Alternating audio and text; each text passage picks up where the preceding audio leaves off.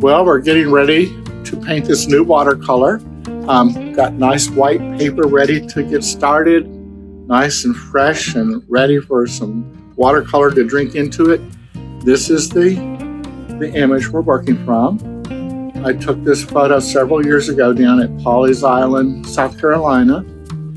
And like I was mentioning before, there's some things I like about this photo and some things I don't like. I love this building. I love that it's so vintage, so old. I love that it's rustic and humble. There's so much that I like about that building. But there's a couple of things that I don't like that make it look kind of scary, and I don't want it to be scary. So I want to open up this dark area here, and I'm going to show some ocean back there. And you probably know from previous videos and art that I've done, I love to show the pilings under the house. This house looks like it's probably closed in. I could see lattice work or something down there, but I'm going to open it up and put pilings down there so we see the ocean and the sunlight and the beach. And this fence, somehow it just doesn't feel friendly to me. It feels like it's blocking us. And notice this little, I just happened to notice this little piece of structure sticking into the photo. I don't know what it was. I think it might have belonged to the house next door. It might be part of their eaves, I'm not sure. But when I was wondering what to do about this fence, and I saw that leaning in, it gave me an idea. So I got some paper out and I went to sketching. It really helps to get a basic structured sketch of blocking in your areas, what you're getting ready to do. Here we've got opened up the ocean under the house. I kept some of the shrubbery that was there because I think we need something over there. It would be kind of lopsided if we didn't have something. So I'm going to keep some shrubs over there and some down here too. But that eave of the other house that you saw coming in, it gave me, I started thinking about old clotheslines. When I was a kid, they were very common where I was growing up. And a lot of times they would lean over to one side as the clothes blew them in the wind. So I'm thinking about putting a clothesline here with some beach towels blowing in the wind. That'll be nice and illustrate the breeze and the sunshine and the fresh air. These days in most neighborhoods, it would probably be illegal to have a laundry line. But I love the time I grew up and the time when people had things like that. And it would just be perfect for this painting. So that's what I'm gonna do. So next, I will stick this into a projector and go into a dark room and project it on here and sketch it and let you know what it looks like at that point. So I'll be back with you in a few minutes. Well, an interesting thing happened while I was projecting the photograph onto this paper to sketch the little beach house. My studio is very crowded, and I bumped into my primitive little projector and it crashed to the floor and broke to pieces. So I was forced to hand sketch this house on a blank piece of paper without any measurements on dimensions, which I feel very uncomfortable doing. I'm not used to working that way.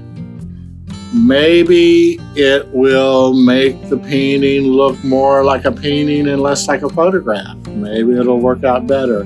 I was able to exaggerate and stretch some lines in a more artistic way.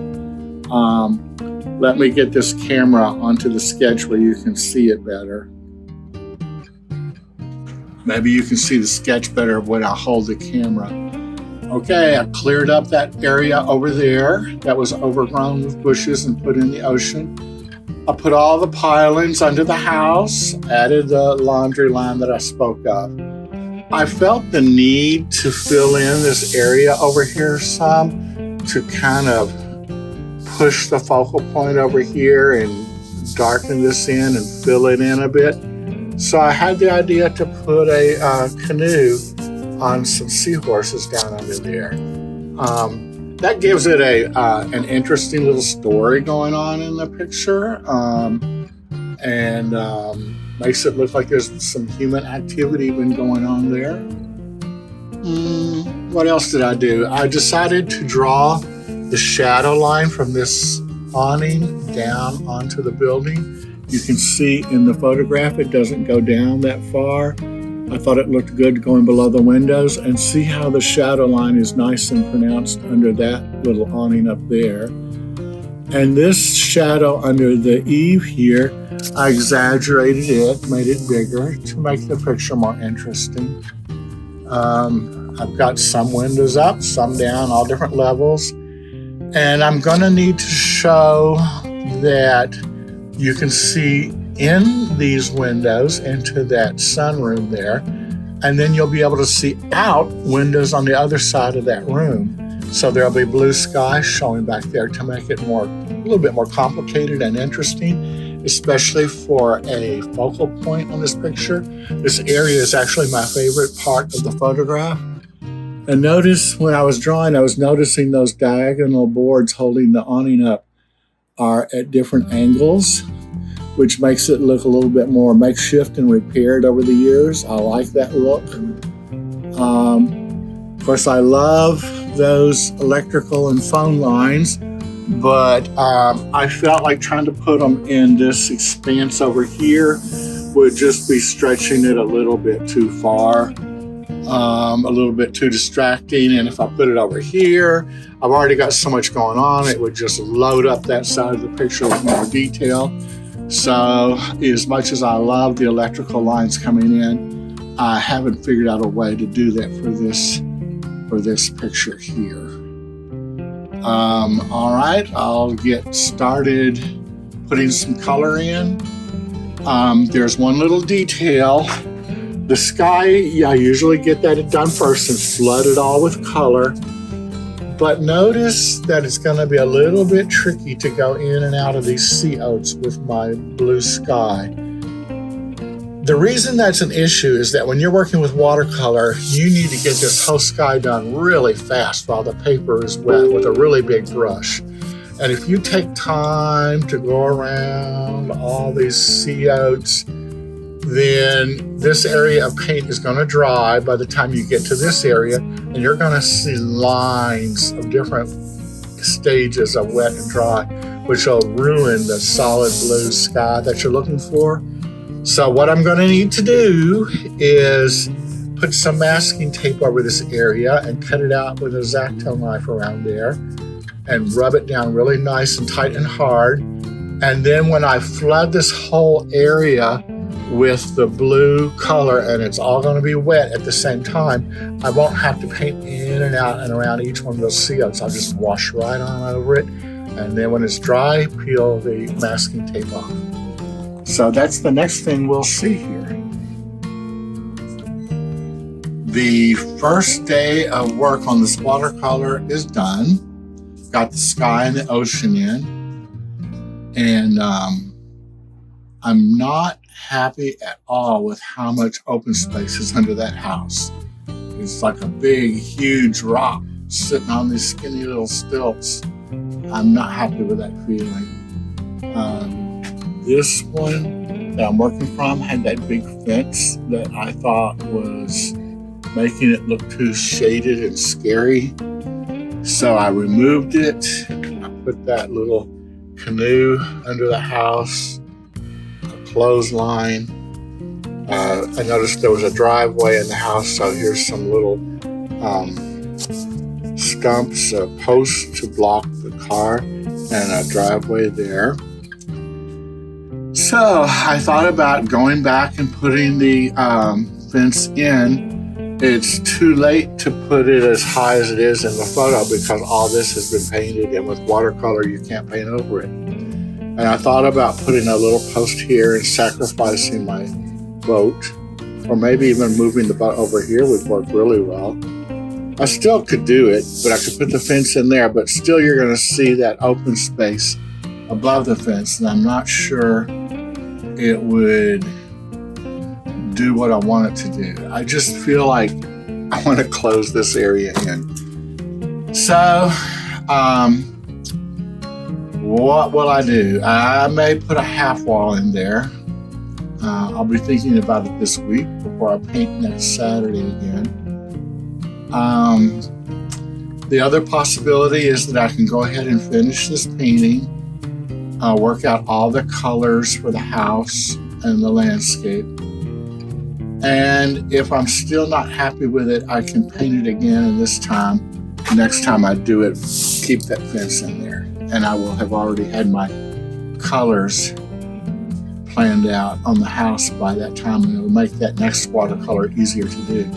This is fun here where you can see I've opened up some of the windows. This was in the days before air conditioning, so they let the breeze in. So the reason there's blue in the bottom of those windows is that there's windows on the other wall over there behind the corner. So you can see all the way through and into the other windows.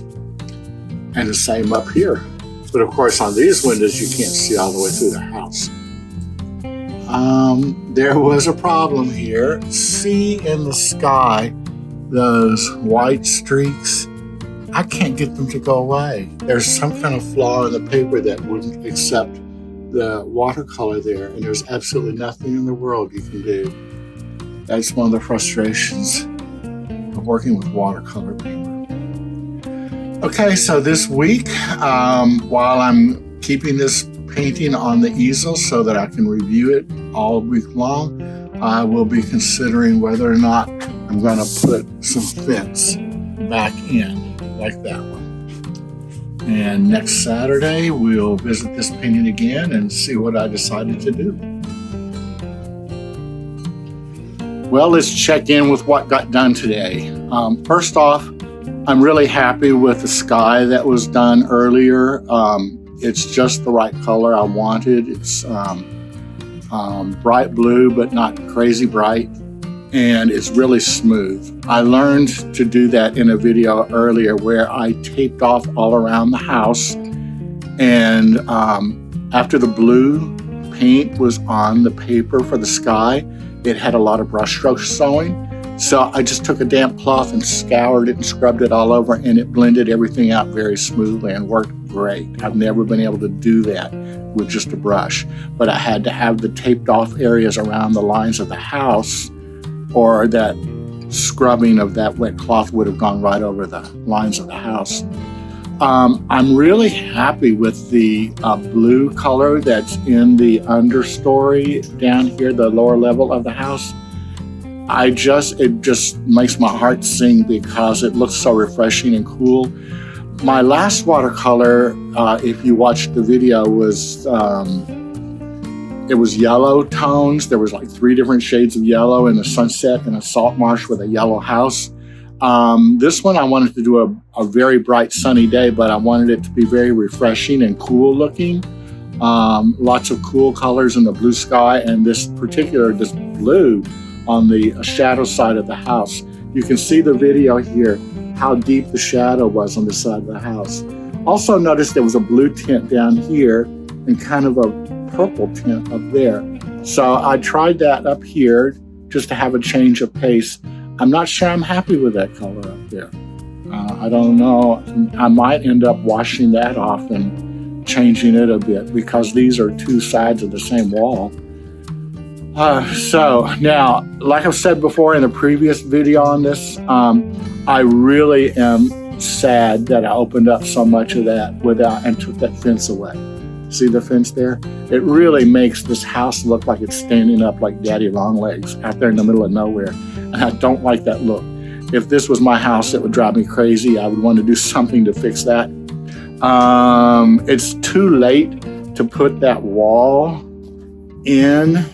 I thought, as I said earlier, I might do a second version of this one with the wall. That would be a lot of extra work and not as exciting and interesting because I've already done it. And I can't paint over what I've already got back here. That doesn't work with watercolor. But I just thought of an idea today.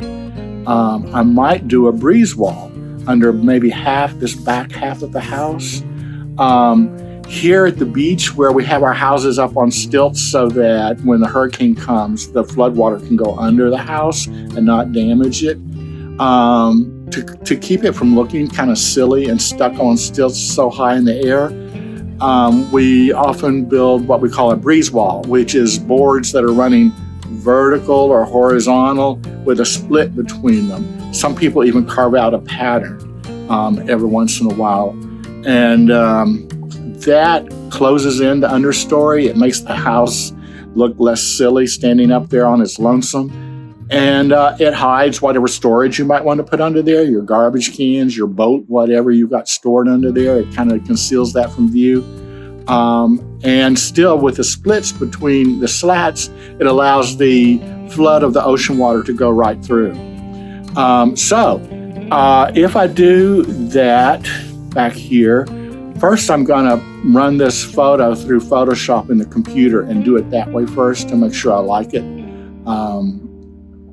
It's just an easy test, and I can make sure before I commit to it. What else can I say? I just kind of hopped and skipped and jumped all around today. I've started on the windows. Notice a lot of the windows are wide open, and I like that feeling because this is looking so airy and fresh that I like the idea of the ocean breeze running right through the windows without any screens on them, which we probably wouldn't do, but it makes a pretty picture. So in the dark areas, you see there is a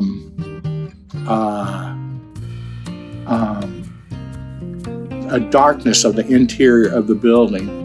And then where the other upper windows still are open, because that's the upper part of the window, I'm going to do my usual oranges and reds reflected in the sunlight.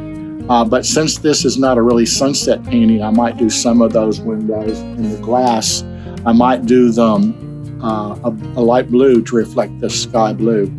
Also, I noticed in this photograph, if you can see, the window trim, the molding around the windows was painted dark green, which was another thing that made this house look dark and scary and spooky. I decided to not do the dark green outline around the windows and to do that in the white, same as the house. Now, if I can get this camera closer to the house, maybe I can show you. I'm really excited about how you can see through the windows and see the wall on the inside of the house with there's windows on the other corner, and the breeze is blowing right in one window and out the other. And I think it looks really nice on this window right there. And then I was talking about how I decided not to do the dark green around the trim around the windows. I'm going to do that in white. Okay, I will put the photograph in computer graphics and try out that breeze wall, and I'll let you know what it looks like there. I'll talk to you then. Bye-bye.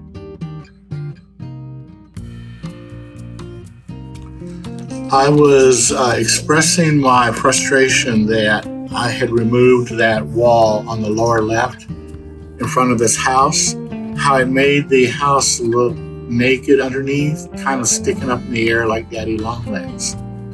So it gave me the idea to put a breeze wall under the house to fill it in. I love breeze walls. I think they look beautiful under houses, and they have a tendency to make them look more anchored down to the earth. So I imported a horizontal plank fence that I found in Google Images, and I placed it the size and location where a breeze wall would be under the house. And then I shoved it back behind the pylons and the laundry because it'll be back up underneath the far side of the house. And I shaded it dark up underneath the house. You can see up in this area it's darker. and lighter where the sun will hit it more. And it'll mostly be golden colors and maybe some different shades of green down there to give it some variation and interest. I think it's going to be the solution for me. Right now, it might be hard for me to accept it because it looks so dark compared to anything else in the picture other than these windows. You see, I'm going to be having shadows on the ground under the house. I'm going to be having the sand in here and the driveway and then these dark shrubs. So it won't stand out so much like a sore thumb then. So I think it serves the purpose of connecting that house to the land a little bit better. See, without it, that just makes me feel uncomfortable and naked and exposed. And this kind of ties it in better. I still think I would have been happier with a white fence in front of the house. It's too late for that. We can't paint white over these dark areas of the sky and the ocean that we've already done. It's with watercolor, it's transparent, you can't paint over it. So with a darker color, we can color over it back there.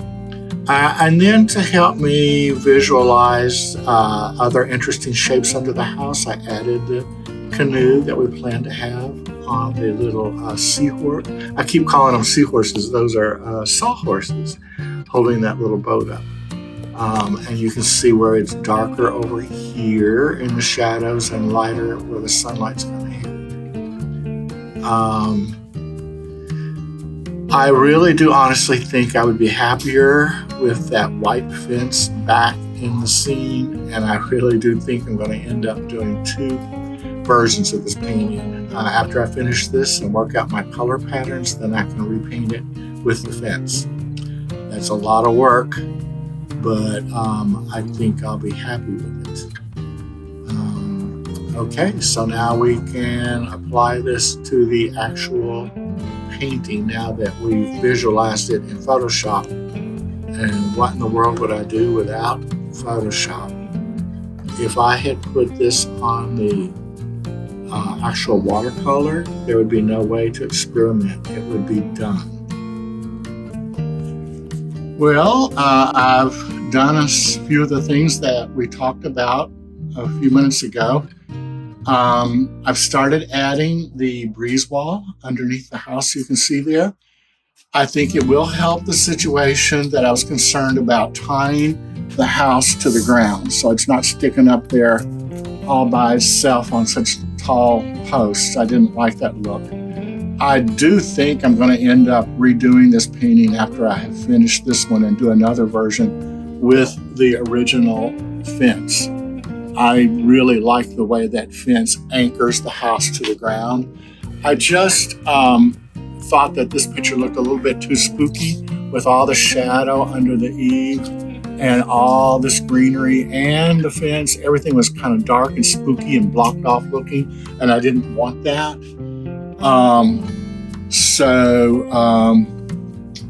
I do think that opening up all the bushes over here helped a lot, but I want to put that fence back. But I'll have to start a new watercolor to do that. And if I finish this watercolor, I will have all my colors worked out, and it'll be easier to do the next one. What do they call it? Armchair quarterback.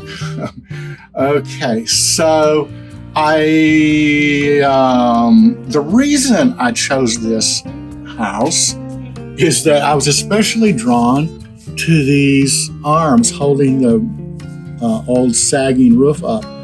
I just love the makeshift look about that. That's one of the things I love about old beach houses.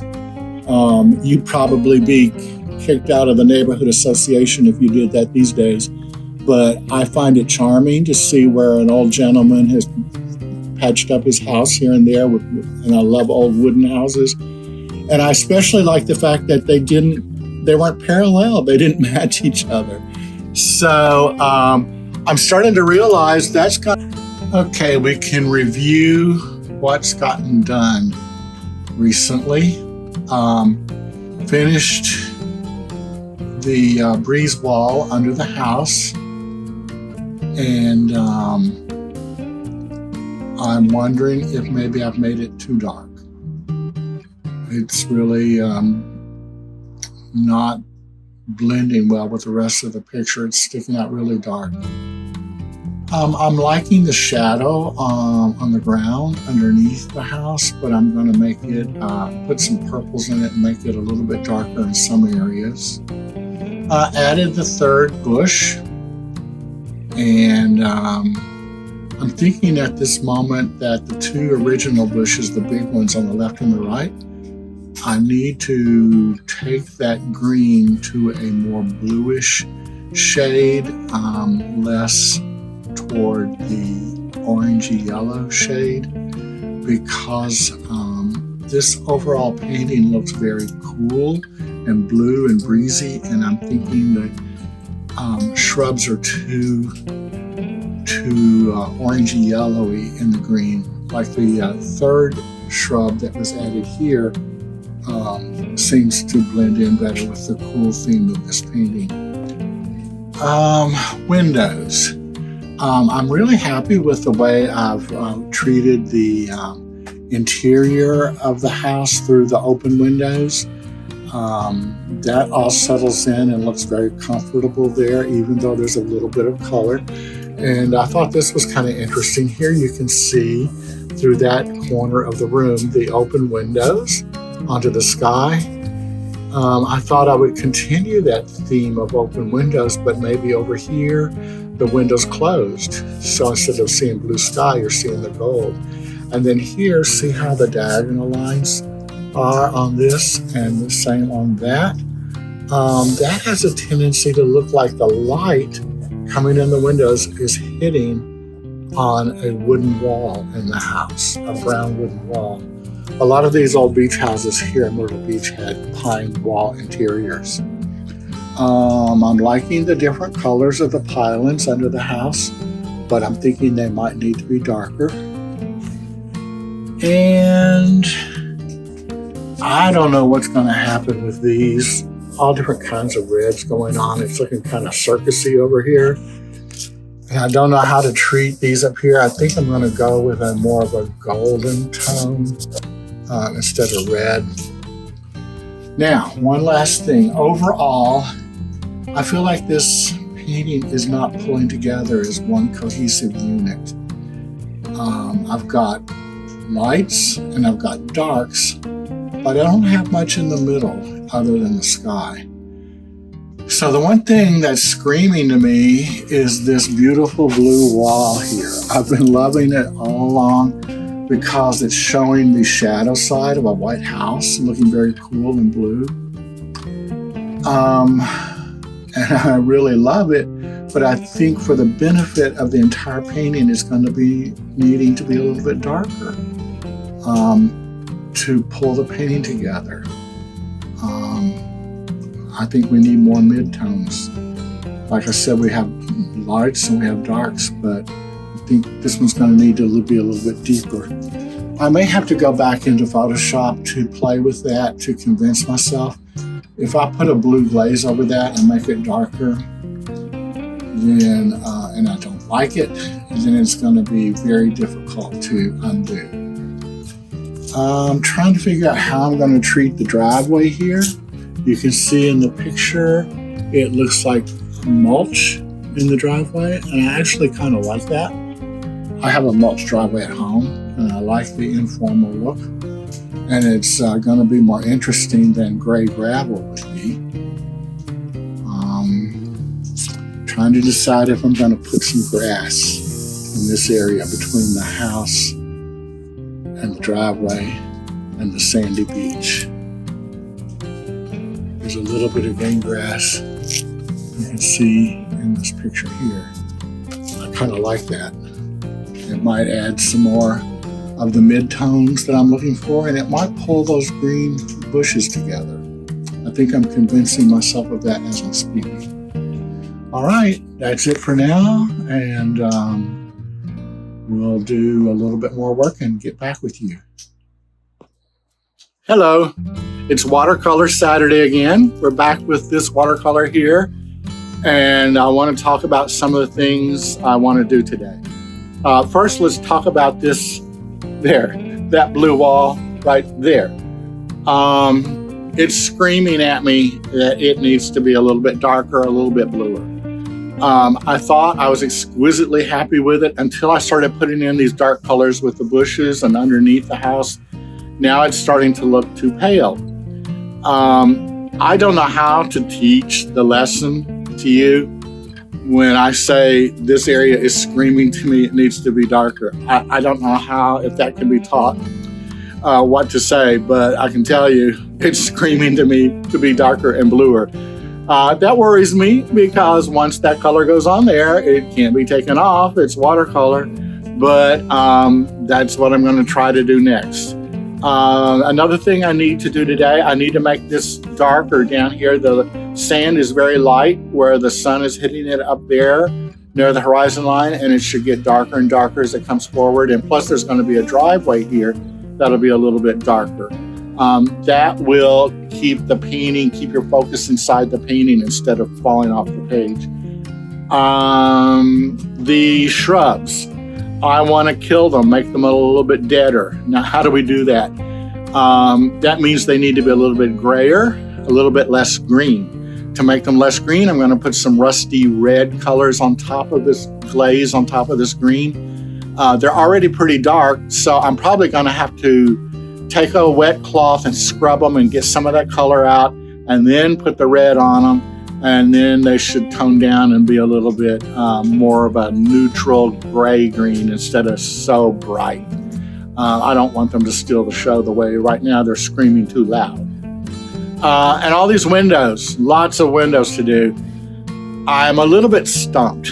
I've never done a house with so many windows, so I don't have previous experience to rely on. And I don't want crazy different wild colors in every pane of the window. So what am I going to do? I don't know. On this colder side of the house, I've started doing the windows, as you can see right here. I've started to do them more and up here, just a pale blue to reflect the sky instead of this bright orange and red over here where it's reflecting the sunset. I don't want too much of that all over this picture. That would look like the house was on fire. All right, we'll get to work on this, and I'll talk to you at the end of the day and see what got accomplished. We'll find out if that bluer wall looks good. I have a feeling it will. See you then. Well, I only got a little bit of work done today, but we can talk about what did happen.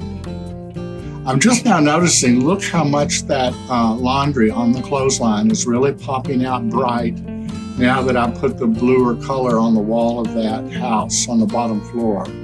It's really making the laundry stand out more. Yes, I dulled the color of the shrubbery so it's not so wild and sunny bright like it was. And I thought I was going to need to do that by putting a brick red color over it, but I ended up needing to use blue, which toned it down. I did darken the sand at the bottom of the painting where you can see where it gets closer to the driveway. That happens in nature. If you ever observe a pasture out where there's a lot of land, the far distant horizon line will look brighter where it's under the sun, and the land closer to your feet will look darker. So that adds a three-dimensional look. And yes, I think the blue on the house is too much. It's too strong. Oh my gosh, what can I do now? I don't know if that can be wiped off.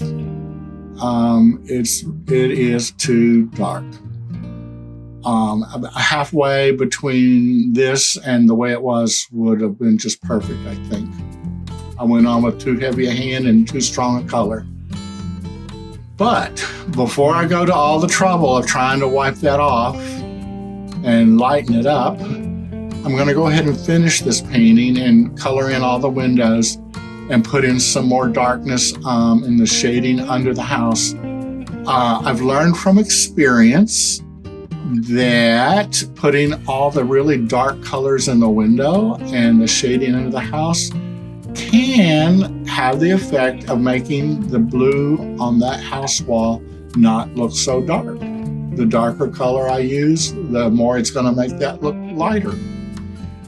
But I still think I'm probably going to end up having to scrub some of that off, if it's even possible in such a complicated area that's going to require a lot of masking.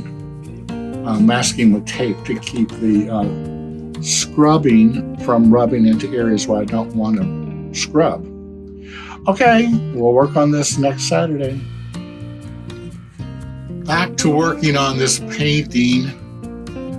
It has been 5 months now since I've touched this painting. Actually, I haven't done any artwork or anything creative for 5 months. I've had very low energy. I don't know why. But I do know that this painting has had me stumped, mostly because I feel uncomfortable with this open space down here. Like I said before, this was the original photograph I'm working from. See, there's no open space down there. Even though I love this house and I love many things about this photograph, it looks a little bit spooky to me. Too much hidden, dark, shady areas where who knows what goes on down there in the darkness. But now I'm unhappy with all this open space and all this little detail going on, all this thin filigree type effect. I would like some solid mass there, like that wall. So I may redo this painting with that wall there. For now, I'm torn to even finish this painting or not. But I do know there's some things I can do to help it. With what we're working with, and I've started on that already this morning. I started darkening the shadow down there under the house. I darkened, put some more purple on some of the posts under the house, darkened them, and I might darken underneath the bushes. I've sketched in the path where the car can pull in. I've never painted a path in the sand before, so that'll be a new experiment that I feel unsure about. One of the main things that I also dislike is how thin the pilings are, but there's nothing I can do to make them thicker now. I can go ahead and paint the shadow side of them. I can paint the shadow side of these clotheslines. Then we have all the windows on this side of the house, the shadow side of the house. I don't have a clue what color I want. I guess I'm just going to have to experiment with different colors. Over on this side, I did a lot of oranges and reds to reflect the sunset coming in. I guess I'll do cool colors over here, with just a few warm ones here and there. We will see. I'll check back in with you guys after I've done as much work as I can develop at this point. Talk to you later. Well, I think I've just about done all that I can do for this watercolor. I've talked a lot about the things that I don't like in this watercolor, but I can speak a little bit about what I'm very happy about. I love how the color of the sky turned out. I like the white showing on the sunny side of the house. Very nice, clean, bright, lone white. And I really do like the cool blue on the shady side of the house, the blue wall. I like that very much. I can feel the coolness of it. I think the little boat under the house is interesting. And the laundry is interesting. I got a little bit confused about what to do with the window panes and what color to make them. The bushes aren't looking quite right to me. They look like green cotton balls. Don't know what to do about that. So I will let this watercolor sit out for a week or two, and maybe if anything else comes to my mind as I glance at it that needs to be done, any way that I can see to improve it. That's why I like to leave it out for a while after I finish a watercolor. In the future, I may go back to the original photograph that I was working from. There's a colorized version. There's the black and white. I could easily go back and do that one, and it wouldn't be very difficult because I've already worked out my colors on this one. And I'm actually pretty happy with all the colors that I've worked out. All right, that's it for now. Okay, so I finally finished this painting I've been working on forever. Took about 5 months off, got back to it. You heard me complain a lot about it while I was working on it. And I kept talking about wanting to put a fence back in the picture. Like this one. That's the original photo. So I felt like I needed to get that fence back in there to keep from having so much busyness going on down there. Also, the right-hand side of this picture behind my lamp is too blank over there, too much blank space and too heavy on the left. So, starting a new one. This one will be easier to work from. It's kind of like being a, what do they call them, a backseat quarterback. Once I've done something, I can learn from things that I don't like about it and mistakes and do it better. I like a lot of the color I worked out on that one, so I'll be using that. I've got that fence in there, and I put a couple of palm trees over on the right-hand side to fill in that blank space, but I still have some oceans showing, and I still have some pylons showing under the house, which didn't show in the original photograph because of all the bushes, and also there's a breeze wall underneath the house that I took out.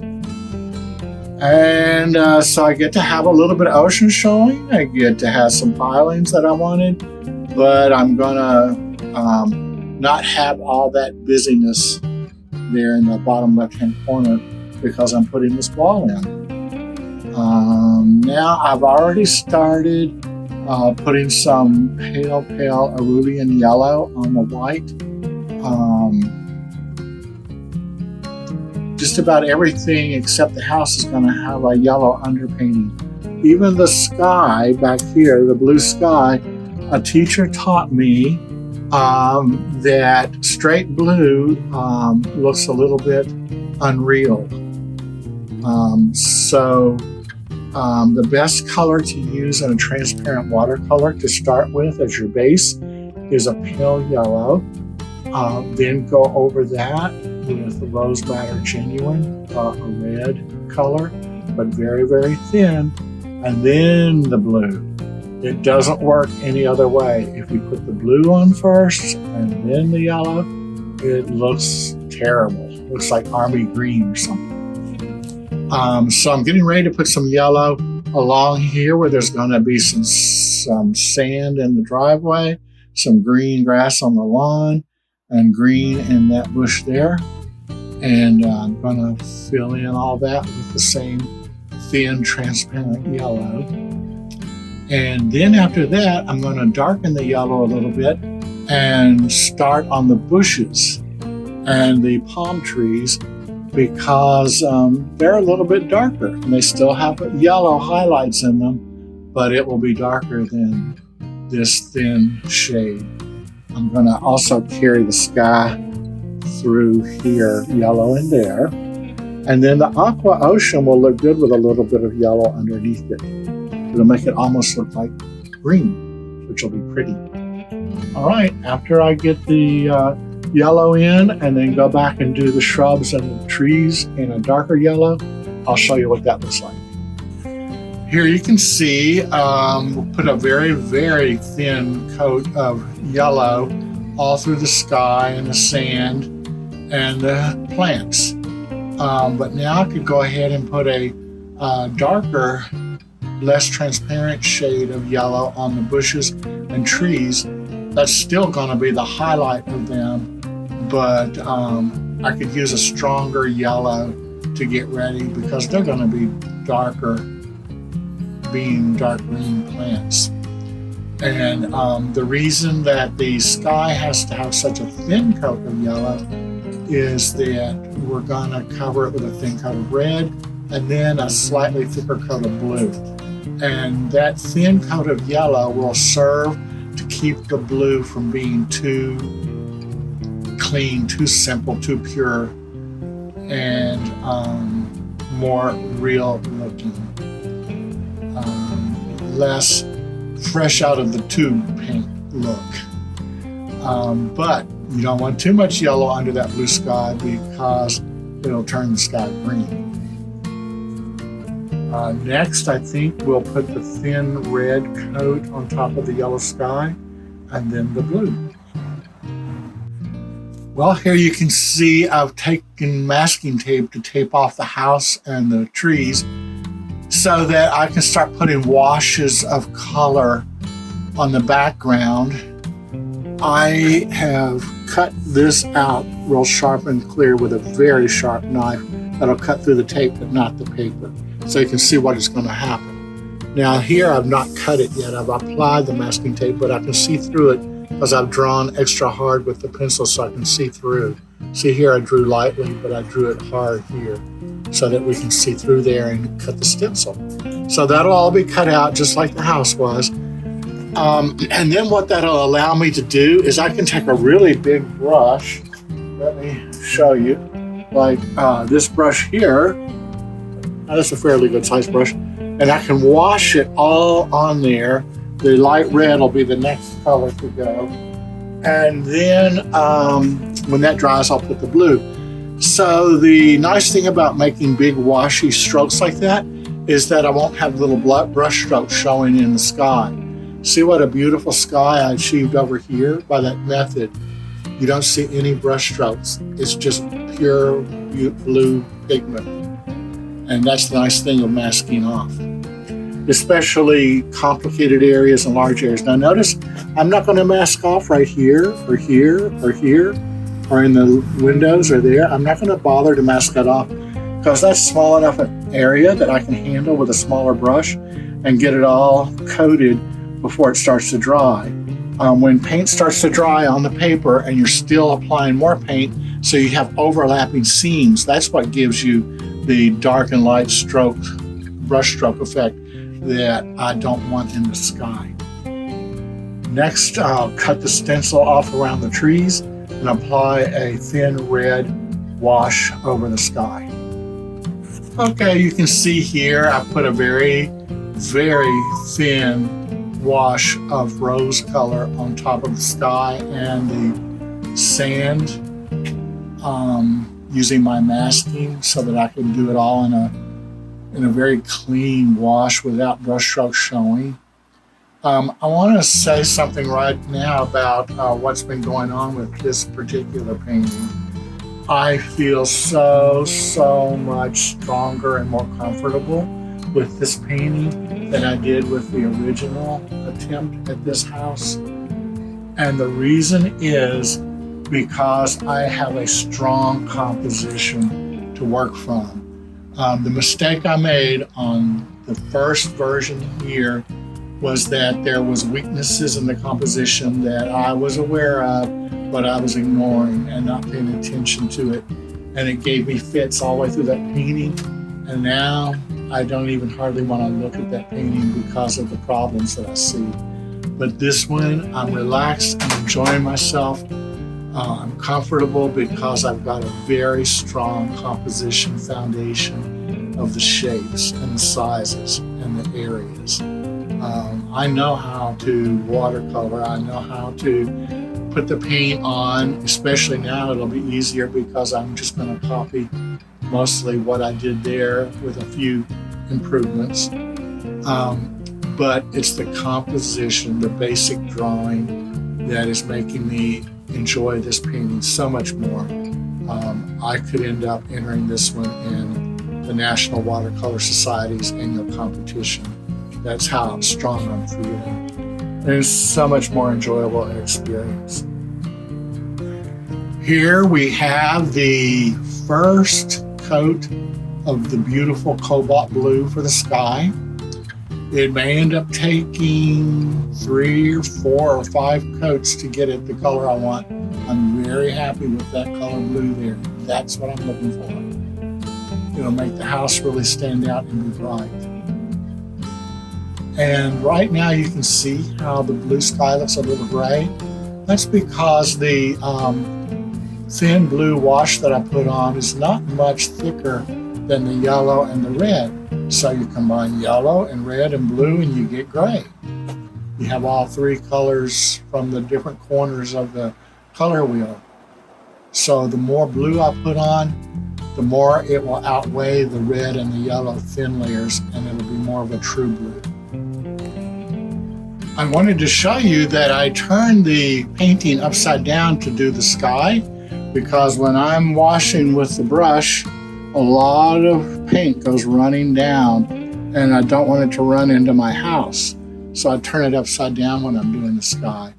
I also wanted to show you, I haven't done the sky yet up in here. See how it's more of that gray tone, lighter, and now we're getting a little bit darker blue here with the second wash. We'll see how the 3rd and 4th, maybe even 5th wash look.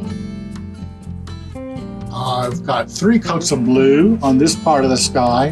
Up there, 2 coats so you can see the difference. So it's coming along, looking bluer and bluer. Still a little bit gray looking up there where it only has 2 coats. But this has 3 coats down here. Compared to the sky we're looking for, let's see them together. It's going to take at least 4 coats, maybe 5. We'll see as we go. I like doing thin glazes like this when I can, so that we can sneak up on the color we want without getting heavy-handed and making a mistake that can't be corrected. Now we have the 4th coat on this part of the sky, 3 coats on that part. You see a little bit of difference there. Reminder, that's the blue we're looking for. It looks like it maybe the 5th coat might do it. We'll see. Finish up the 4 and then we'll try the 5th. There we have 5 coats of blue on the sky. I think we've arrived. I think that's enough. Anything darker than that's going to look like a storm. See how it looks compared to the one next to it? The one next to it has the lamp hitting it. But I think they're pretty close to each other. All right, I can take this masking tape off and get started on something different tomorrow. Here, I thought you guys might like to see it with the masking tape off. This bright light in the lower corner down here, the sun is setting in the window behind me at the studio, so it's throwing that glare. But you can see the sharp edges of the palm tree and the edges of the house roof. I think I might do palm trees tomorrow. They're furthest in the distance. I usually like to do the distant things first. Thought you guys might like to see the progress on the palm trees. So I'm going to show them halfway through. Painted the body of the stem and then put some interesting shadows, the palm fronds on the branch. Thought you might like to see how complicated it can be. We'll have to draw in each frond with a pencil. Then see how I'm going in the dark areas to define under it. What I'm doing when I do the dark area is I'm defining the leaf that's going to be on top of it. So you got to do the back ones first and then the leaf on top. And I don't finish it as it comes out because I don't yet know what color that's going to be. So here again, you can see where I'm working in defining the top leaves by putting dark behind them and preparing for where find my finger. Here I am defining that frond, which hasn't been painted yet, by painting underneath it first.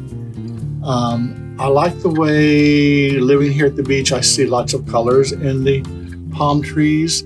Of course, if I was 6 years old drawing a palm tree, I would say, oh, all the leaves are green. But as an adult, you look at them and study and you see, well, some of them are reflecting the sunset. Some of them are dead fronds and they turn kind of a golden orange color.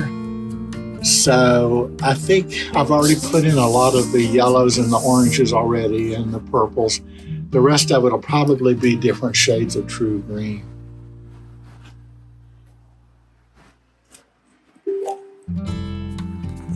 The palm tree is pretty much finished, I think. I can let it sit and move on to another area of the painting.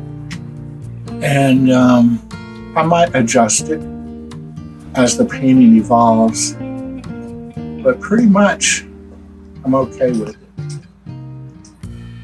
Okay, just finished the palm trees, and now I'm going to tackle these shrubs down here. I've tried so many different ways to illustrate bushes, and I'm not really happy with anything I've ever done except these here on this watercolor of a Myrtle Beach house that I love.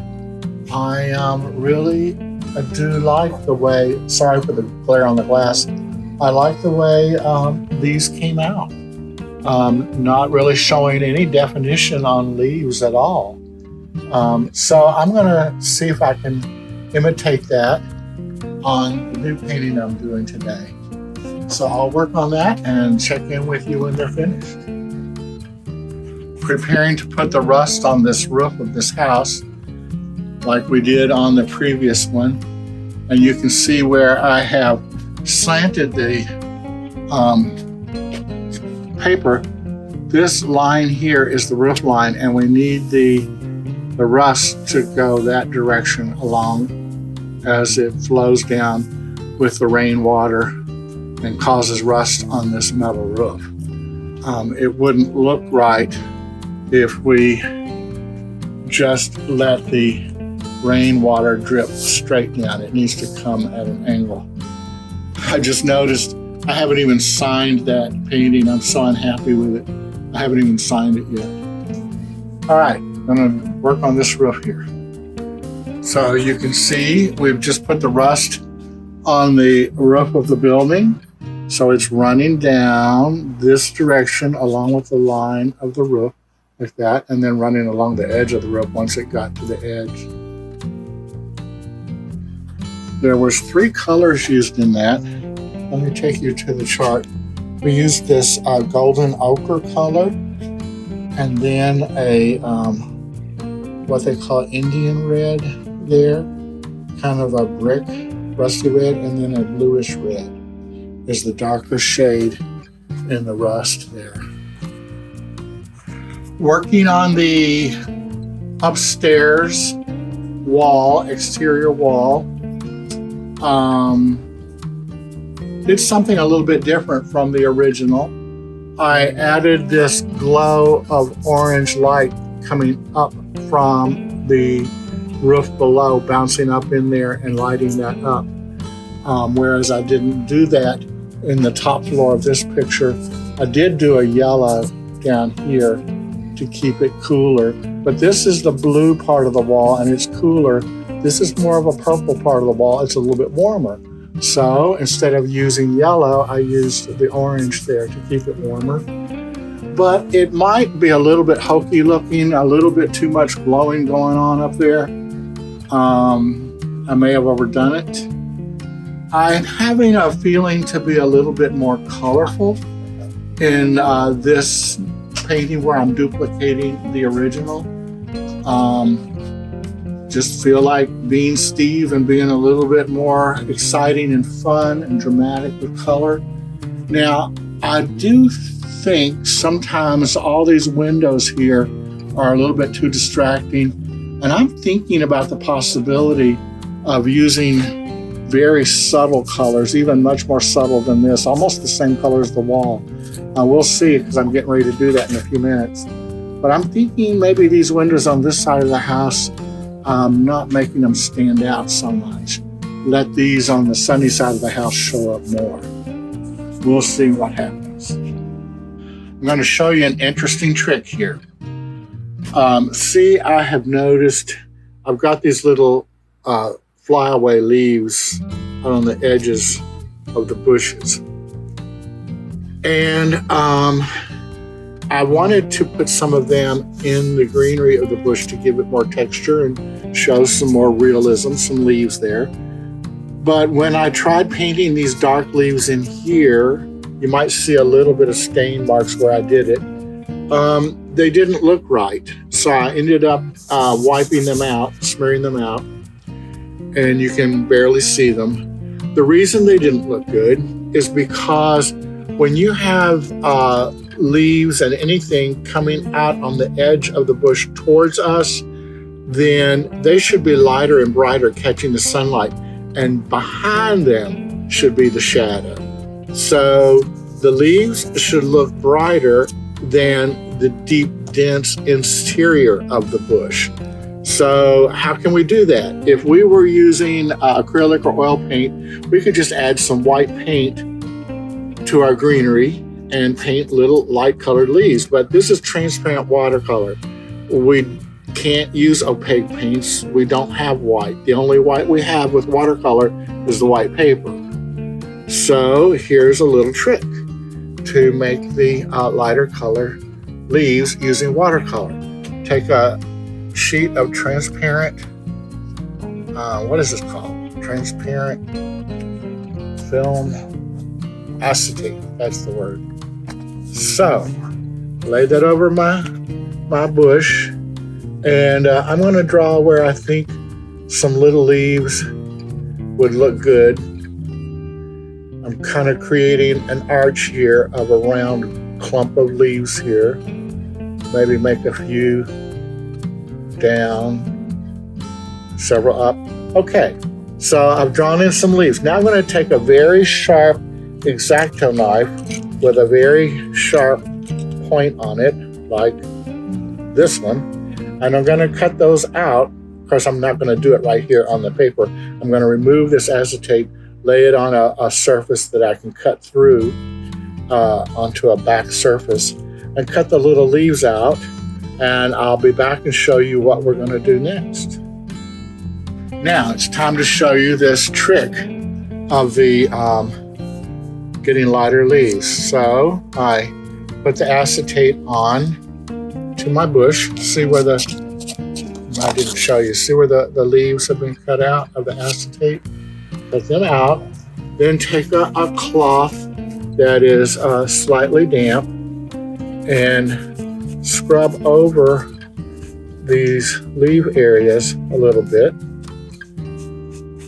I don't want too much dampness on that cloth because it would run water underneath the acetate and make streaks show up on the bush that we don't want. We just want the leaves. Okay, so we scrubbed that out. Let's see, we didn't do enough yet. Need a little bit more water, a little bit more dampness. Sorry, I'm having a hard time holding the camera with one hand and scrubbing with the other. I may have to stop filming for a minute and show you when I get this finished.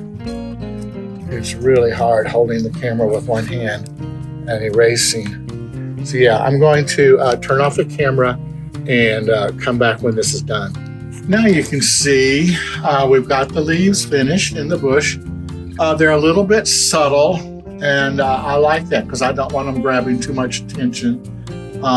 In reality, when I look at the paper with my eyes in reality, they're much more subtle than they seem through this video camera, but you get the point. And one interesting thing I did, see how the acetate, the original one, has an arch that goes up like that? Well, all you have to do is turn it upside down and you can get an arch that goes in the other direction. and you can turn it sideways, either way, whichever way you want that bunch of leaves to come out from a branch. There you go. Here you can see I've accomplished quite a bit of work on the house, mostly filling in some windows and the shadow siding on the shadow side of the house. It's been pretty straightforward and simple at this point because I'm mostly just duplicating what I did on the first attempt.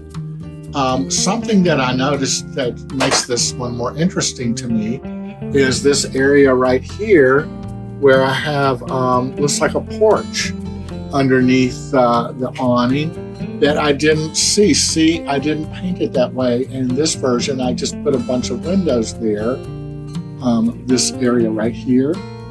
But when I look closer at the photograph, I think I misinterpreted that dark area. It was not windows, it's a recessed porch, which I like because it gives it more shape, more interest to that part of the picture. Right now, I'm not putting a strong color to denote these doors and windows because it is in shadow and there isn't going to be a strong contrast between dark and light. Like over here, we have a really strong contrast between dark and light. That's natural, and it also produces a focal point. We don't want a focal point over here on the edge of the picture or your eyes would go off the painting and it would make you feel uncomfortable. And plus it's not natural.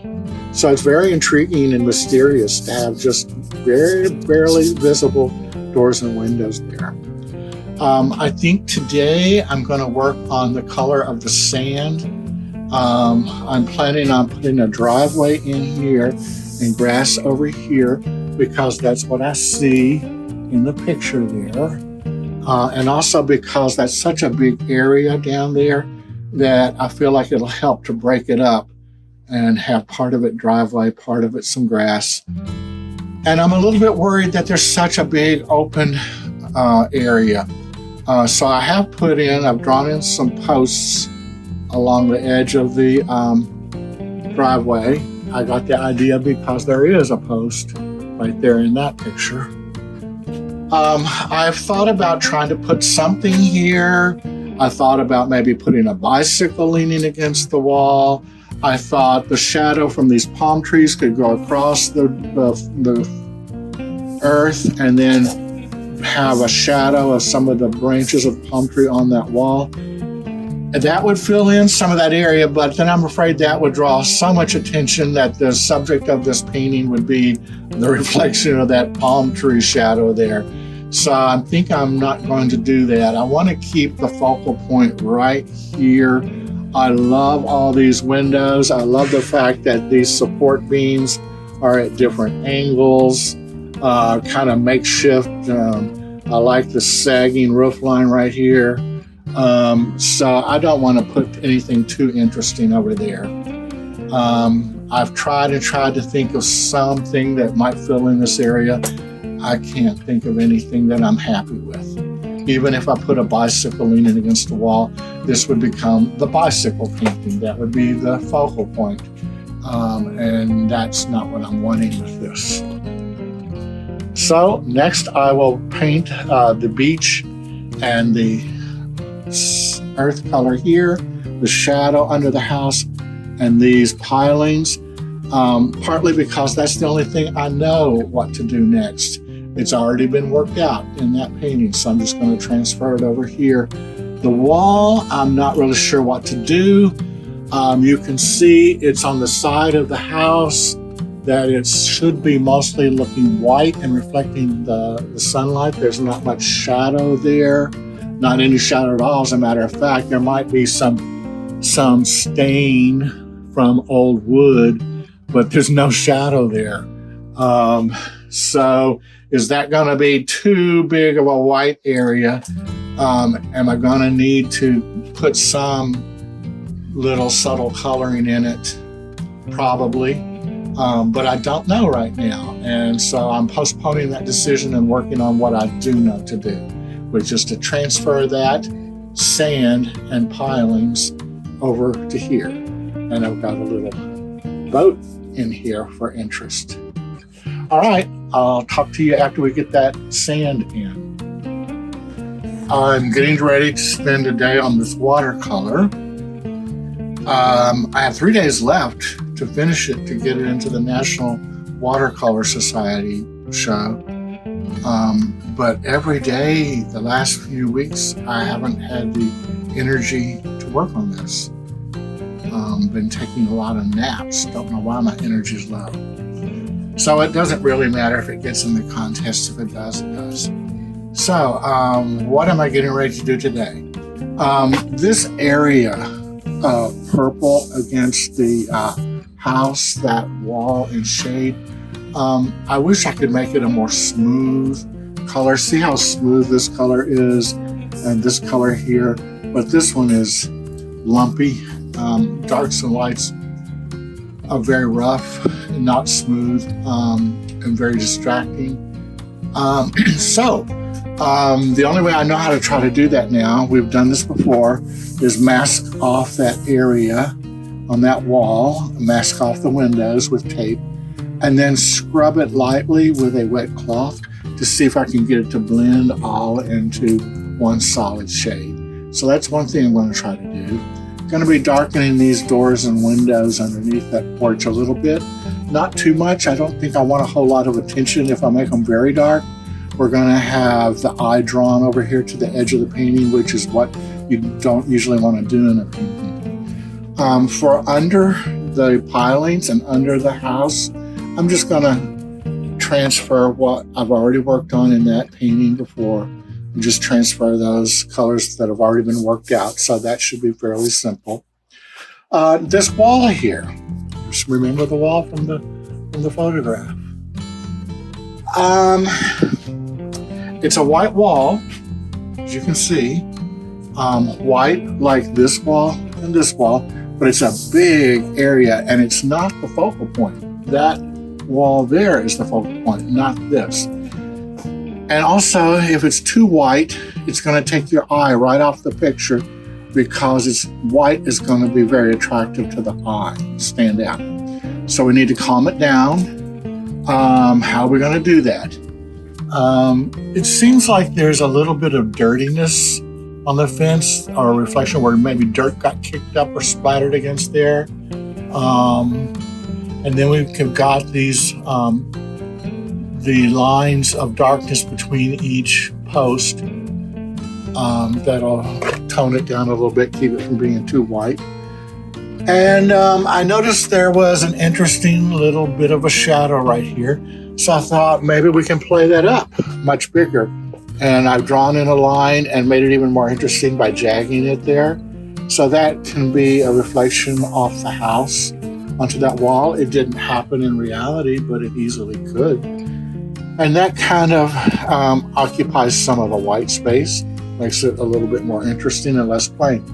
Now, all this area down here at the bottom, I was concerned might be too much emptiness, too much blank space. I thought about the possibility of parking a bicycle here or a boat. And maybe that would have worked, but I was a little bit concerned it would attract too much attention and become the focal point because it would be all framed in by this nice plain white wall, and then there it would be. And I didn't want that. This is the part that I love the most, that I want to be the focal point. So I am still worried about it being too plain, which might be a stupid worry, maybe if there's nothing wrong with that. But I did have the idea that this palm tree could be throwing a shadow across here, and then the palm fronds burst out right there, where you can see where I've drawn them in, that shadow. So that's going to be kind of interesting, and it's going to attract the eye, and it's going to look like a little explosion going on over there. So it will attract some attention, and I will probably put some color in it. I mean, look at all the color I put in this shadow. So there's going to be some color and variance to keep it interesting. But maybe it won't take away too much. I have to not let it become more interesting than that. And also I put these posts in along the driveway with a shadow over each post. So that takes away some of the emptiness that I was concerned about. And again, maybe there's nothing wrong with that emptiness. Maybe it would look just fine, but leaning towards thinking I need a little bit of something there. So I will do all those things I just discussed, and then I will show you when they are finished. It looks like the scrubbing did very well. It's much smoother now. I will take off the masking tape and we'll take a look at it then. Well, I'm very pleased with the results there. We blended it out. It's a much smoother surface. It also had the effect of wiping when I did the wiping with the cloth. It lightened the color, took some of it away. And I felt like it needed to be lightened to be more in the same tone as the blue here. Now, I'm looking through this camera right now and it looks very, very dark. But when I look at the painting with my eyes, it's quite light. So you may not be able to appreciate how much lighter that wall is. That's a frustrating thing with cameras. They're not the same as the eye. I'm going to let you see a little bit of what I've done before I go any further. I finished working on the sand today. I mixed up a color that came out really nice. I'm extremely happy with. Here's the mixture right here. This is mostly water, but there's a little bit of cerulean yellow right there, and an equal amount of rose madder genuine, which is a red. Where is it? Right there. And a tiny little bit of cobalt blue right there. And so that made this beautiful sand color. Very light out on the horizon and shadier down here in this very interesting little valley, little dip down there, a little path between the bushes. Nice little mystery. Now the reason we leave this light up here and then darker down here, it shows you, it looks like a sand dune right there. It looks three-dimensional. So anytime something is rising up, it's lighter, and where it's going down, it's darker. Also, there's a rule in painting that it makes a lot of sense to put darker edges around all the edges of the painting, and it keeps your eye focused in the middle, and it keeps your eye from being pulled away from the middle. Helps the focal point settle in. So I'm really happy with that sand color. Next, I will work on the pilings under the house using the colors that were worked out on the original painting before I started this. But now I've got those nice big fat pilings that look better with this house. You can see where I have these little tiny pilings or posts along the driveway that I masked them off. And then I'm going to sow a little tiny bit of grass along here, but not too much, because we're so close to the beach and it doesn't naturally grow there. And when we put this shadow of the palm tree on the wall, there will be also some here in the sand. And I'm waiting to get some more basic background finished under the house and the fence before I work on that sand, because I won't know how dark or light or colorful or not colorful to make it until I see what it needs to be after these things are done. All right, I'll check it in with you later. Well, I have finished under the house all the pilings. The color combination I got from the previous painting that I did. Painted the little boat down there. I think that boat is going to be too bright. I'm going to have to dull it down probably. It's attracting a lot of attention down there, shining like a diamond. And we don't need to be looking down there so much, because that is the focal point I want right there. You can see I've drawn in the plumbing lines under the house. And I'm just itching to paint those in so bad with black and a thin little brush. But wisdom tells me don't do it until I'm finished with the painting, because I might decide I need to change the tone or the color of some of these pylons. And if that black line is in there, it'll mess up whatever I try to do with water down there. Same thing for the telephone and power lines that I've drawn in to the painting. I love to include things like that. They're very nostalgic for me from when I grew up in the 50s. But don't do it until you're finished. See, for these trees, for example, I might have to go in there and change something. I'm not sure I'm really happy about each individual frond standing out so sharp and individual on its own. I might wash some water over some of them and blend them in and blur them up a little bit. I would not be able to do that if I had blackened in these power lines here. Okay, so next on the agenda is to tackle this fence right here. I'm going to do it in three phases. I'm going to do some little bit of shading of color here and there to make it interesting, keep it from being too white. Then I'm going to do the shadow of the house and the palm fronds shadow right there on the fence. 1, 2, third step will be to paint the dark between each board, showing the darkness of the house behind. That's the order it needs to be done. And when I'm putting this shading of different colors reflected off of the landscape onto that white wall, I might also put a little bit of dirt that is splashed up from the driveway. That will give it some texture and interest, keep it from being too plain white. All right, so I guess that fence is next. So I was saying that the wall, the fence here, would come in 3 phases, and I had put the color washes on as the base coat, as I said I would. I kind of felt like I could see a little bit of color in there. I saw blue and red, green and yellow. So I did put those colors in here, exaggerated them, of course. And I put some, like old rotten boards, dirt coming up from washed up from the driveway, some of that in there.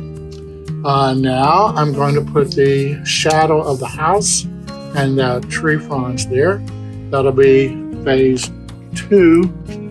And then we'll put the dark stripes between the slats. So here we have the shadow on the wall, on the fence. I am comfortable with the blue part of it and even with the golden yellow part, but I think that pink in the middle is too clean, stands out too much. It's the same color as we have under the windows, so theoretically it works. The sun is hitting both places, but in a painting, I don't want that much attention of my eye or your eye being drawn to that unimportant area. I do like this muted lavender here, so I think I'll add some blue, maybe even some yellow on top of that to kill it a little bit. If I could keep it in that neutral lavender, it would be better than this hot pink we've got going on there. Too much fire showing up right there. So we'll kill that, and then next we'll put the lines between the slats on the fence. I think the fence is finished.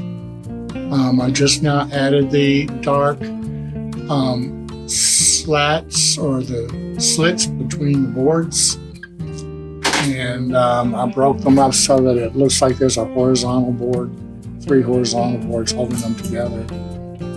I variated the colors. Not all the slats are the same color. I learned that lesson from a really good older man, a watercolorist who was jurying a show here in Myrtle Beach once, and he really liked some things about my watercolor. But at that time, all my pilings under the house were exactly the same color. And he said that was rather boring and it would look better if I split them up into different colors a little bit. And that was a huge, valuable lesson to me that I learned from that man. I don't even know his name, who he was. And another interesting thing that I learned from him that was kind of cute, he said every artist must have a sliver of ice in his heart, because sometimes you have to make decisions that hurt your heart, that you don't want to do, but they're better for the overall painting.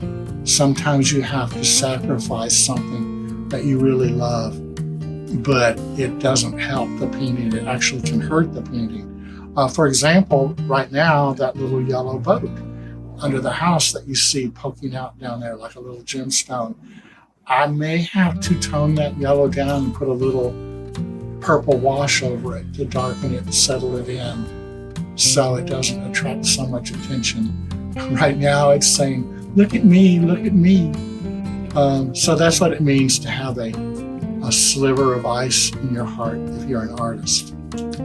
All right, next time we visit this painting, I'm going to color in the windows on the shadow side of the house and darken the doors and windows under that porch right there a little bit, not too much. And then put some shadows after these posts. Each one of those posts needs a shadow across the driveway. I'm going to put a little bit of greenery for the grass there, although I'm liking it quite a bit without any grass at all. Pretty pleased with everything on this so far, unlike the one that preceded this. But I have no idea what I'm going to do on the colors of those windows. I really don't. I'm not used to painting windows in the shady side of the house. I have a lot of experience painting them on the bright side of the house where they're reflecting the sunset and very colorful and orange you may have seen in real life. But this side, maybe I'll have to study and research a little bit to figure out what I'm going to do there. I don't want to ruin this painting. I'm happy with it so far. Well, we're getting very close to finishing this watercolor here, and so far I'm quite pleased with it. Now, what are we going to work on today? First of all, over here, all these windows that have not been colored in on the shadow side of the house, we need to figure out what color those are going to be and color those in. Where these posts are along the driveway here, between the driveway here and the lawn over here, we need to throw some shadows from the posts across here. And I think I'm going to ripple them and curve them a little bit to show that there's some grooves and ruts in the driveway where the car has been coming along. Also, this little pink area on the fence is standing out a little bit too much for me. I think I'm going to tone it down. I want to cool down the heat from that red. It's kind of irritating me, drawing too much attention. And I think I'll cool it down with some blue and make it a little bit more lavender. What else? The palm trees. Those palm trees are looking a little bit too crisp and clean for me. I don't know if they're matching the rest of the watercolor feel or these bushes. I'm thinking about blurring them down, especially on the shadow side of the palm tree. The light is hitting this side over here, so naturally it would look more in focus and sharp. And then over here, the shadow side, maybe I can take some water and rub it down a little bit and blur it out so we lose some of that crisp detail. But I could end up ruining this painting and hate what that does. And then where would we be? So, because of that, and because I have absolutely no idea what color to start with on those windows and whether it's going to be light or dark, this would be a really good time for me to take a photograph of this, go into the Photoshop program, and play around. So that's what we're going to do. And the next time you see me in a few minutes, we're going to be looking at what I have come up with in Photoshop before I ruin this painting. All right, I'll see you in a few minutes.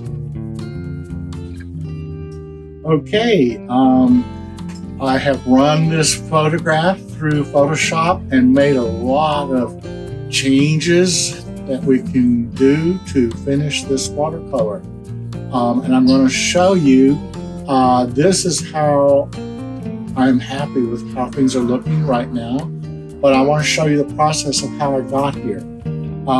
First, let me talk about the windows, because that was the main thing. This is what they looked like when they were white. And I had no idea how to fill them in, so I really did need to practice in Photoshop. And I was really surprised that I ended up using this dark blue color that you see here for these doors and windows on the back porch over here. I used that kind of a blue jean blue, a dull gray, battleship blue for the windows. I tried the light blue for the sky like I did these up here at the top, and I'm happy with the ones at the top. They contrast well with this dark mauve shadow on the top floor. But down here on the bottom, next to these lighter colored walls on the bottom floor, it didn't work. So I'm really, really happy. And then I added a few spots of orange, and I got that from the sunny side windows where they're reflecting some heat and light off of the sand and the sunset around. So little bits of glints of bright orange in the windows looked good to me. And then where the windows are open a crack, I darkened them in so that you can see we're looking into the darker part of the house, so it's more of a mahogany color. Let's talk about the grass. I wasn't sure if I wanted grass or not. I decided to use it, and I'll show you what it looked like before the grass. There you see it's just sand. I was kind of drawn to that. I like a very isolated, barren landscape at the beach. Kind of, what would be the word? Kind of fever afternoon, nap time, delirious, warm, dreamy, plain look instead of too, I'm probably not using the right words, but I don't like things to look overly luxurious. That's not my style. And, but the grass I like, and it's what looks natural to this area. We do have a bit of grass growing up at the edge of the sand and the dunes, and it made the painting look a little bit friendlier and less severe. Now the driveway. I've put the shadows in from these posts that you can see. By the way, these posts are, at this very moment, they're taped off with masking tape so that I can paint around them and let the color flow very fluidly behind them. And then after I paint the shadows on the driveway, I'm going to remove that masking tape and paint these little posts probably white like the house. Now I did the shadows curving up and down and up and down, which really does illustrate how the sand is not perfectly smooth and flat, especially for a driveway where the tires of the cars would be coming in and out and making some ruts and grooves in the sand. So I'm really happy with the driveway.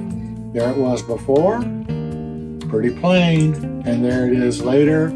It looks very comfortable and warm now. Palm trees. Remember I said I was thinking about blurring the shadow side of the palm trees? I did that. Here, I'll show you what it looks like before. This is how sharp they were. If you can see, the palm trees are very sharp and angular and pointed. When you have a lot of detail like that, exact, extreme, sharp, crisp detail, it draws your eye to look and focus on it, and actually makes your brain and your eye more critical and less relaxed. And that I felt was standing out like a sore thumb in my brain, making it look less like a watercolor. So I did blur, here's the blur back is on, I did blur the shadow side only. I left the light side crisp and detailed where the light would hit it and it would naturally be that way. And I'm happy with it. I wasn't brave enough to do it without checking in Photoshop first. What else? The fence. Remember this area of the fence near the house was too red and I toned it down with some blue. Here you'll see, I'll take away the blue. There's the red. All of a sudden, it looks like the sun is hitting that spot brighter and bringing it to light, and which looks nice in and of itself. If this was just a little painting right here, a little vignette of the fence, that would look great. It'd be a real happy, bright, cheerful, sunny fence. But I didn't want that much attention on the fence. That's not my focal point. So I'm going to go back and show you there's the blue shading on there. So I toned it down with the blue. The only thing I haven't done yet on this, the final step will be to finish the plumbing pipes and the electrical and telephone wiring. Of course, that has to be done last because it's black and it's detailed, and if we have to paint over it, it'll get blurry and bleed. There is one other little thing that I forgot to do this time around. I'm going to do it right now and then come back and show you this little boat under the house. It's really pretty and cute, singing and dancing there like a little gemstone, bright in our eye. But I don't know that I want it to be that bright. I don't want it to be more of a focal point than these sunny side of the house where the bright windows are. So I am gonna tone down that boat, and I'll come back in just a few minutes and show you if I'm happy with that or not. All right, talk to you in a minute. Okay, we're back to talk about the boat. I did, as you can see, I did darken it down because it's under the house, it's in the shadows. So I'll show you what it looked like before. There you go, see how bright it was? It just stands out and attracts attention, and there's no way it would be getting that much sunlight under that house right there in the shadow. So the minute I put it in dark shadow, as you see there, my heart felt happy, I felt content. I knew it was the right thing. It's kind of sad. Sunlight is always more happy and fun, but it's more relaxed now and it works with the overall painting. So this is just a computer mock-up at this point.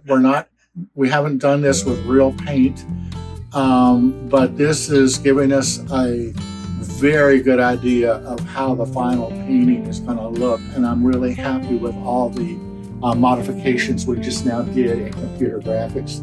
I don't know what in the world I would do without computer graphics. I just realized there was something I forgot to show you in computer graphics that I worked on. This blue shadow side of the first story of the house downstairs here. I was wondering if maybe it should be darker like the upper story, which is more of a mauve color. And I played with it and decided against it, but I want to show you what it looked like. So here is the original, and there you see the darker side. Original and darker. Original. Even though the darker shadow is believable and it could happen, I think it looks happier without it. It's a happier, sunnier house without the darkness of the shadow. So I voted against it. There's one other thing that I just now did, a little tiny detail that I can show you. See these bushes down here in the right-hand corner, down here in the right-hand corner? I darkened the branches, the stumps, the stems under that bush a little bit. I'll show you what they looked like. See, they were much brighter, and they're beautiful. That's a bright, sunny, sunlit bush, and that's probably more like how it would look in reality. And it shows the shadows of the stem as they get closer up under the hidden leaves of the bush. But like I've said before, sometimes you have to be heartless in your decisions to make a good overall painting. And there's no reason that I would want my viewers' eyes to come over and focus and fixate on those stumps. So I toned them down, as you can see here, and that works a lot better. Okay. I think this watercolor is finally finished. I've been working on it for 8 months, mostly because I had low energy and too tired with all my other work to get to it. This was the remake of this. Which one do you like better? This one? The one I had so much trouble with? Or the remake version? Let's see. There you can see them. You can see them side by side.